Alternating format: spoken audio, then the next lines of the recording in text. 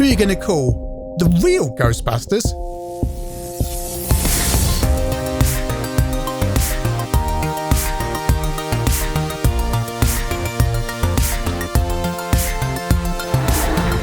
The Real Ghostbusters was a 1986 cartoon. There's about 140 episodes, went on for years and years and years. I think we only ever got the first half of the run in the UK.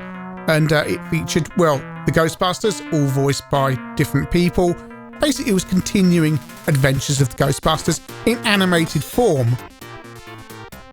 And this was converted to an arcade game. Well, it wasn't actually converted to an arcade game. What happened was a game called Miku Hunter G. Was brought across from Japan to the USA and then kind of changed into a Ghostbusters game. So top-down shooter. In the arcade, you can have up to 3 players. Why not all 4 Ghostbusters? I don't know. And, well, yeah, well, you can see what it's like. It's wouldn't have particularly grabbed you at the time. It's a very generic 8-way shooter. Could be fun as a co-op, but it's not particularly good, not particularly visually appealing. Looks very basic. And really, I don't remember much about this in the arcade store. It wouldn't have pulled me in. It just doesn't look, sound or play well enough. But hey, Activision ported it to the home system, so we're going to start off on the Amiga. And you can only have 2-player on the home systems. All the systems we're going to look at today feature a 2-player mode.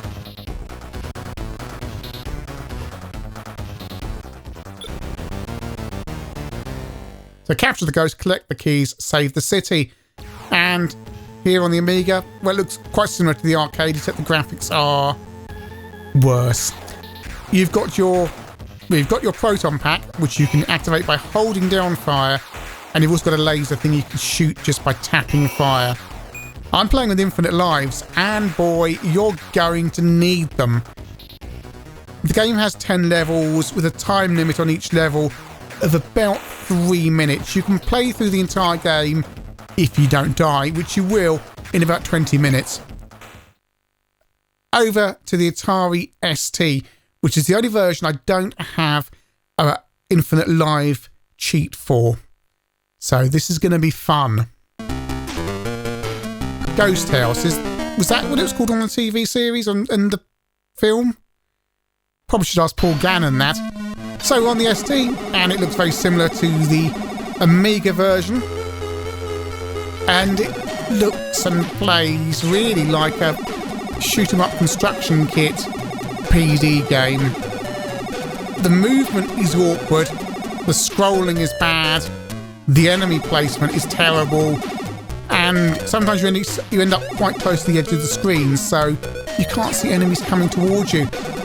Over the C64, which to be fair should be a fairly good system for this kind of game.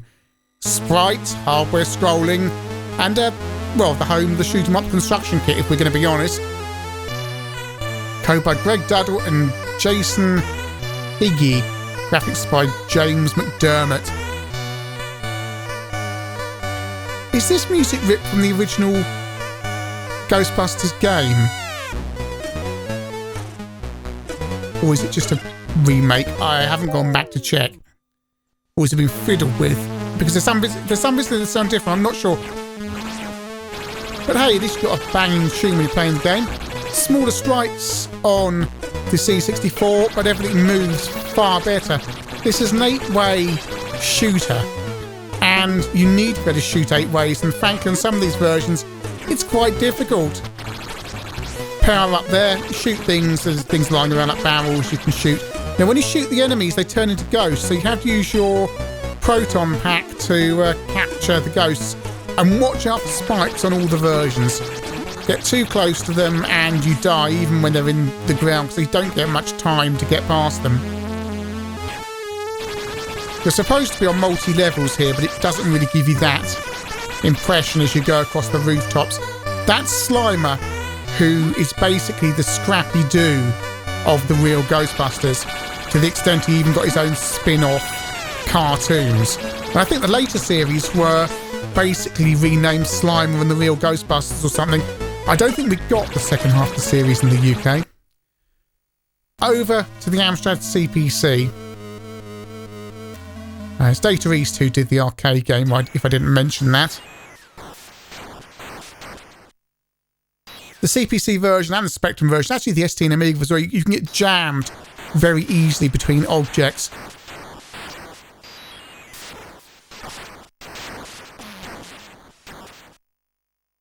Over the Speccy, and we're playing this on a 48K this time, using composite output, so it's closer to what you would have seen in your TV back in the day. So there'll be no tune, just beeps. But I felt for this version of the game, it'd be good to show it on a lower quality display. Sometimes on ChinnyVision, the RGB output of a +2 flatters some of these games, and I think you're going to see in some of these later levels, it's quite a difficult game to see some objects in. On the Speccy, it's quite jerky, and on this first level, it's not too bad. It's not too much colour clash. But, spoiler alert, I've already played this game before I reviewed it here, and we're going to see some interesting colour choices later on in the game. It is very busy, like all these versions. The levels are very small. You can get through them all in about 3 minutes. I've got infinite lives cheat here.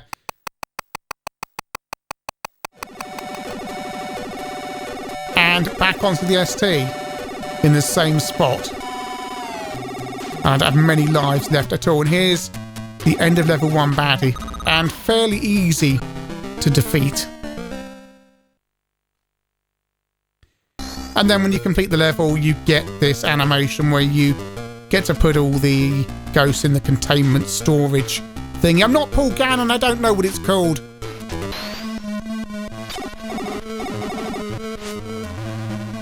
And game over on the ST. And that is how far I got on multiple attempts. C64 is faring the best out of all of these. And there's Burt Tank, reference for about 3 of you, who is the baddie at the end of level 2. Fairly easy to defeat, as all of the end of level baddies are. Or they're going to watch out, some of them explode when you destroy them, and they basically kill you, which is incredibly unfair.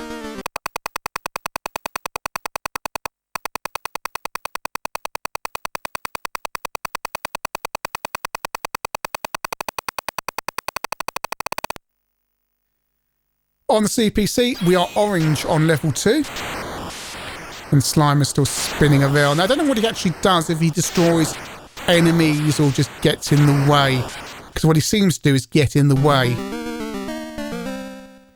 As I said, Scrappy-Doo, but Ghostbusters. Off to level 3, and all the levels on the CPC seem to be the same colour scheme. They've picked green and orange, and they're gonna stick with it. And I'm told by a couple of people, and back in the day as well, this on a green screen is impossible to play. If you've got a green screen monitor with your Amstrad, forget it. This is basically unplayable. It is impossibly difficult, this game. I'm cheating and just trying to get through to the end of the game. C64, the sprites are smaller, so it's a little bit more manageable. And you can walk through the spikes as well on occasion. It's still busy, but it's not quite as bad. And your sprite is generally always in the middle of the screen. Unlike the ST and Amiga, where you end up walking over to the edge and you can't see what's going on. Stage 4 on the Amiga. And watch out here, because you'll notice something's very unusual for an Amiga game. The more that's on screen, the more the game slows down. It's not always apparent. When it gets busy, it really does slow down. Both the ST and Amiga. And on the Amiga, there's no excuse. You've got all the hardware assistance, you've got the blitter, you've got all this stuff.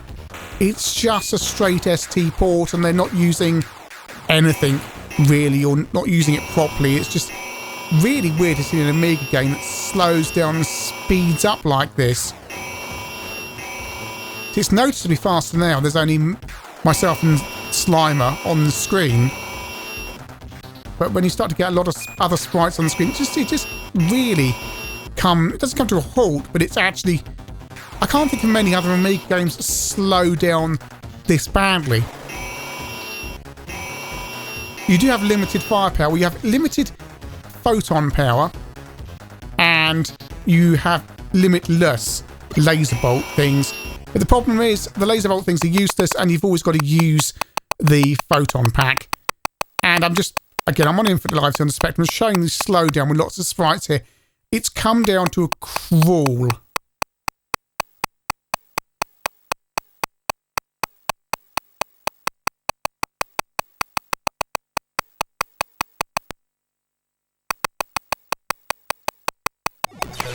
Quick look at 2-player here on the ST, and I'm having to play this myself, but you can see there's 2-player option available, so you can have some fun. And on the CPC with my mate, I had an Amstrad JY2, and we could play 2 joysticks therefore, and it was a little bit more fun because you got twice the firepower, but it was still awkward and not particularly good. Level 6 on the CPC, we're still in this colour scheme.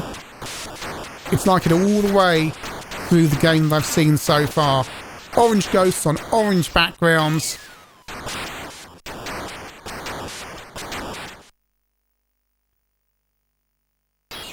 I mean, at least your sprite's got green on it.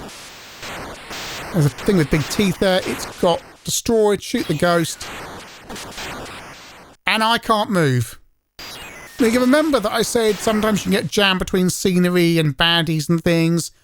I am now completely and totally jammed. I cannot get out of this spot. I'm just jammed.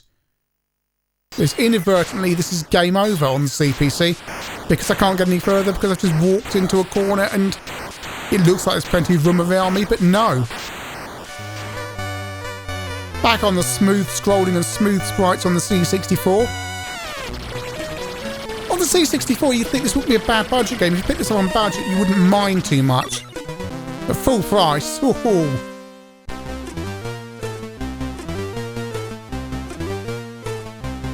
not sure if it's multi-load either. I suspect it probably is, given the loading on the image I've got here. And these are horrible baddies here because they throw out all these bullet things in different directions. Very hard to judge where you've got to stand or get past it. There's too many of them. And it's one of these things where the people coding this game should have sat down and just tweaked this game slightly for the home system and said perhaps not so many baddies at that point. But they've just taken the baddie placement from the arcade and gone, there you go, we'll stick all those down there. And also these levels loop round, so level 5, I think, or it's level 4, is the same as level 7, level 5 is the same as level 8. Different baddie placements, but the level itself is ostensibly the same map. So there's only actually about 6 levels, or 6 different maps in this game.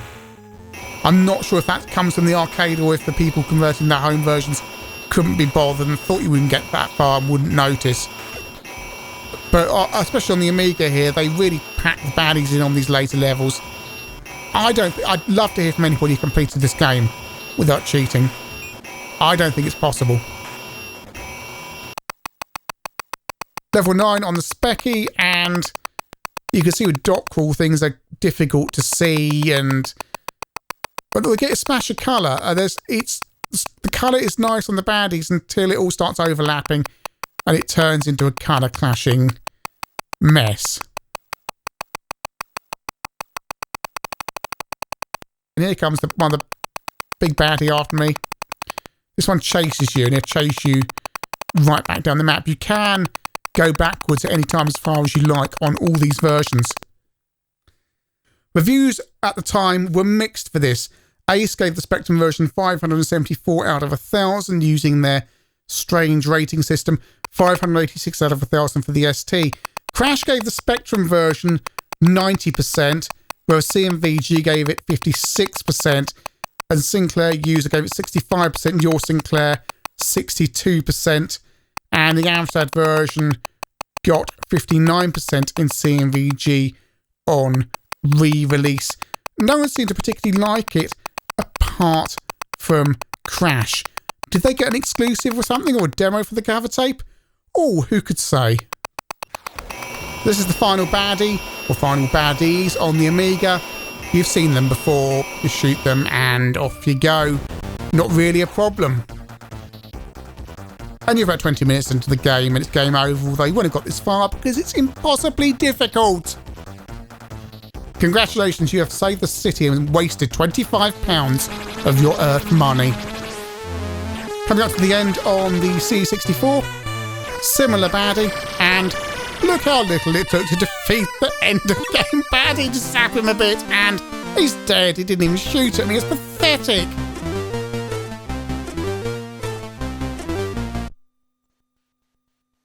And the C64's loading, so we're going to get some kind of congratulations. You have saved the city. Yes. Well, it's quite a nice graphic. I do like that. Feel my bread bin. Nice and colourful graphic. So coming up to the end of the game on the Spectrum. End of level baddie should be up here. He's not there. Where is he? Can't see him. Oh, he's there. There they are. There they are. So you've got two here like the Amiga. And he's vanished again.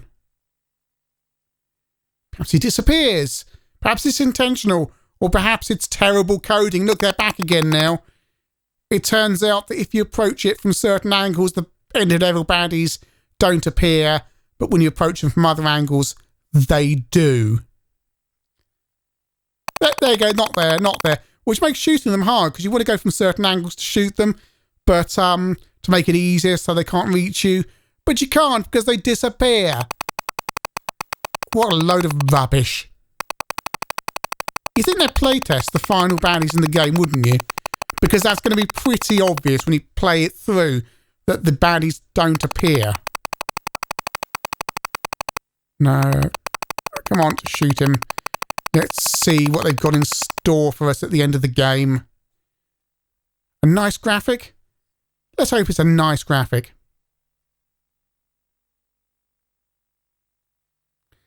Congratulations, you have saved the city. Good busting. That's quite a nice graphic on the Spectrum. The Real Ghostbusters, an arcade game that was a quick port to cash in on the Real Ghostbusters cartoon. Ported from Japan, reskinned, off you go. And Activision got the license for the home systems. And the thing is, the arcade game is no good to begin with. It's a very generic 8-way shoot 'em up with, admittedly, 3 players if you've got 3 friends to play with. But it doesn't look good, doesn't sound good, it's nothing special. There's many other games around at this time you can play that are far, far better. And that's the problem with the home systems. The game's no good, so you're onto a loser to begin with. Combine that with jerky graphics and slow down awkwardness on the ST, Amiga, CPC and Spectrum, and what you're left with is just a horrible mess that's really unplayable and not worth the money at full price. The Amstrad version has the extra indignity of basically everything being invisible on a green screen, and as you will have seen as I demonstrated, on the Spectrum the graphics are horrible if you're looking at it on a lower quality display. Today you're looking at composite video on a 48K Spectrum. Imagine that on RF, it will be even worse. The C64 version is the kind of highlight. It's still not a terribly good game. If you paid $3.99 for this on budget, you'd get some fun out of it as a budget game, as a re-release. The graphics and sound are okay. The smaller sprites and the placement and the central location of your player makes it far easier, but that's relative compared to the awfulness of the other versions. It's basically a rubbish port of a rubbish arcade game. The only version I can suggest you look at is the C64, and even then, it's not particularly good.